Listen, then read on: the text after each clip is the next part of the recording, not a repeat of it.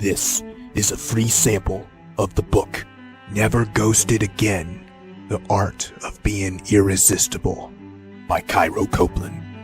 The first half of this book is posted right here on YouTube, free for everyone to listen to. If you like this content and want to hear or read the rest, or want to listen to it free of ads, visit reinventideal.com/ghosted. The book is available on Kindle, paperback, and Audible at reinventideal.com/ghosted. Chapter 7. There's this one girl. Before we continue to explore what kind of man can attract this woman, something very important needs to be said, especially if you believe you've already found such a woman. The most important thing to believe going forward is that she is by no means the only woman like that. Any girl you come across that fits your ideals is not the only one who can. Do not ever think that for a second. There are 4 words that are deadly to your possibility of becoming the irresistible man that she's been waiting for her whole life to meet. If you utter these 4 words ever, stop right where you are and come back to reread this chapter. The 4 words. There's this one girl.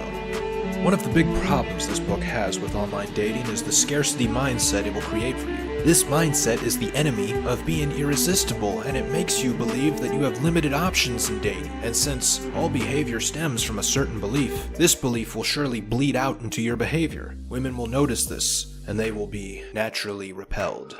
The belief begins to fester when you've met the supposed girl of your dreams, and she inspires new dreams when you've married her in your mind, and you've played out a whole life with her in your fantasies. You must fight yourself when your mind wants to do that. Believing that she is your last best hope for love will cause you to make desperate moves, constantly seek her attention and approval, and make you look needier than ever, all of which causes her to lose any attraction for you that she otherwise would have had. Case in point. Jonah had this problem once. He would finally get a girl on a dating site to reply to him, and they'd start something, maybe even go on that first date together. Or there'd be a new single girl at his job. Or when he finally got the courage to start approaching them in public, and one showed interest, he'd finally do the same with her, and he'd wrap his head around the idea of her being his saving grace. Finally, he thought, I can relax. Thus, he stopped looking at other girls, stopped putting himself out there, and stopped working on himself to be more attractive. Can you guess where this went? The best employees that are seen as indispensable to a business are the ones that never stop trying to become more qualified for the job they already have. The irresistible man has the same mindset when he's deep in a relationship, and he certainly doesn't stop when he has 5 women interested in him at the same time. Otherwise, how can he be sure that these 5 out of the 3.5 billion out there are the best 5 that he can have? This isn't to piss on monogamy or promote the player lifestyle, but rather to shatter the scarcity mindset. Believing that you have limited options with women will make you tolerate a lot more shit from them, and it is built into their subconscious to throw shit at you, specifically to see how many options you have. When they sense you have too few, they lose attraction for you. It's just the nature of females. They want what other women want. For what logical reason would they want those expensive, uncomfortable shoes? Or the $4,000 handbag that serves no purpose greater than a $5 bag? Or why do they wear dresses they don't even like? Because other women like it. They are the same way with men. Jonah would put up with so much shit from these girls he got a little further with than a fake number and ignored messages online. He feared they would be hurt if he didn't text them, "Good morning, beautiful," every day, or attempt to have a long phone conversation with them each night. He even put up with flakes on dates at the last minute. He worried that if he didn't constantly remind them of his interest, they would move on. No woman is too valuable that you must lower yourself to this level. You are valuable too, and she's perfectly capable of picking up the phone and calling you. If she doesn't, she is the one not worthy. All the time and energy Jonah wasted on one woman, he could have easily found 10 more, which brings up the most important point of this chapter. Women are not scarce, but your time sure is. Perhaps the greatest negative effect of the scarcity mindset, or one-itis, or just believing there's this one girl, is that you will read deep into everything she does for meaning that's not even there. You find yourself asking, she touched me for a millisecond longer than usual. That means something, doesn't it? When you see her talk to another guy, oh my god, what's going on over there? Or, when she just mentions another guy, you question why she does, and it makes it impossible to have any fun with her when you're around her. Confirmation bias determines that when you look for evidence of anything you already believe, you will find it.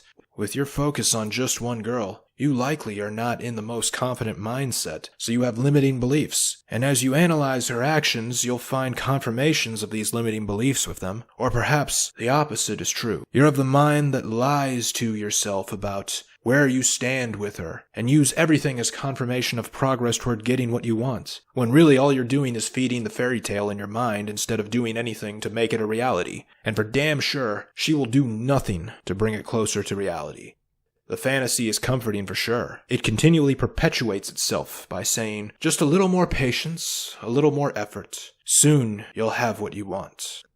The proper alternative is the abundance mindset. First and foremost, it is completely natural for you to fall for the trap of believing that there is only one girl that can be your saving grace and guardian angel. Throughout most of a guy's life, he's liked girls and had experienced no reciprocity from them, but rather rejection. So when one finally likes him back, he takes this experience as a rare occasion that needs to be prolonged. But the irresistible man has an abundance mindset that tells him otherwise. If it doesn't work out with this one girl, he thinks, that's her loss, because there are 100 of them right behind her. Some might even be much better. This isn't a theory in his mind or a leap of faith in his heart. It is a fact that he knows he can easily rely on because he's experienced it firsthand. Step 1. Confirm the abundance. If you want to see an unlimited supply of beautiful women, do the following things. 1. Go to a beach. It won't be long before your eyes wander everywhere. 2. Learn to dance. From the classroom to the club, you'll find women you want to get that close to. 3. Go to a yoga class. This is one place where it's guaranteed that the women will outnumber the men, especially acro yoga. 4. Go to a college campus. You can't sneeze without knocking over a beautiful girl. 5. Go to a mall. While it's a stereotype that women love to shop, there must be some degree of truth to the stereotype, otherwise it would not exist. 6. Look at your city's statistics. You'll likely find the population to be disproportionately female. 7. Google marriage statistics for your age group. You'll likely find that marriage is on the decline, so single women abound. 8. Commit to meeting 1,000 women in a year. Just the act of doing this will convince you that there are plenty of options for you. It's a numbers game, and you'll find that if you're more committed to the goal of 1,000 meets, you'll pick up some unexpected but pleasant surprises along the way. Step 2. Think it through. When you catch yourself saying the 4 deadly words, stop yourself and say, she may seem great right now, but I don't know everything about her. And she's still a human being, no different from me. She has to piss, shit, and shave her pits, so not exactly an angel from heaven. Further, remind yourself that feelings change over time. Perhaps you've experienced this rush from someone before, and then later lost those feelings as the relationship devolved into arguments about leaving the toilet seat up. Step 3. Look at other women. Whenever you catch yourself saying there's this one girl, look for the most beautiful woman around in your vicinity and say, excuse me, ma'am, you're not good enough for me. Because that's essentially what you're doing. Now, in reality, you're not going to do this. But do look for the most beautiful woman you can find at that moment and think that phrase exactly. You'll find yourself thinking how stupid it is to say that, because she's quite a catch herself. This works especially well on a woman that you would otherwise think to be way out of your league.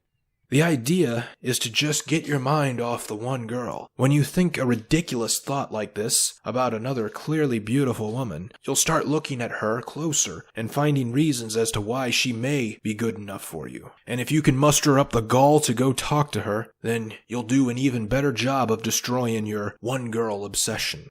Step 4. Establish a list of must-haves. To keep yourself from falling from the trap of one-itis, establish a list of 3 things you hope your next girlfriend will have, or 3 things she must be in order to be yours, and be firm about this list. Call them deal breakers or non-negotiables if you want. The point is to establish a standard. Establishing a standard not only prevents you from settling and getting too invested in one person, but it also helps increase your value. Things only have value if other people believe they do. Gold, for example, is supposedly valuable only because other people think it has it. During a crisis like the apocalypse, it's unclear how gold will help anyone, because the apocalypse preparers still hold it. That's because they believe it has value. You must get others to believe that you have value as well. But how do you do that? First, start with yourself. Treat yourself like you're the client of your own matchmaking company and you promised your client nothing less than ideal compatibility, because this client is so valuable to your business. Step 5. Forge better friendships. The forces of nature that cause you to experience this are a chemical reaction in the brain to loneliness. Craving the attention and affection of this one girl is a coping mechanism the brain has for when you feel lonely. Attacking the disease at its source will suffice, and the source is the social disconnection. In a later chapter, you will be shown how establishing a social circle is far more important than even talking to girls. This is a big part of it. Romantic love is not the only thing that can fill the void created by loneliness. Creating a strong social circle where emotional support is given out freely will flip the emotional pain problem on its head. Instead of you feeling agony over your unfulfilled cravings for this woman, she will crave your company when she sees how happy you are in a group of your friends. This is the social animal instincts that evolution built into us thousands of years ago. We all crave that acceptance, even this one girl that's just so amazing. Now, become the man that she's been waiting her whole life to meet.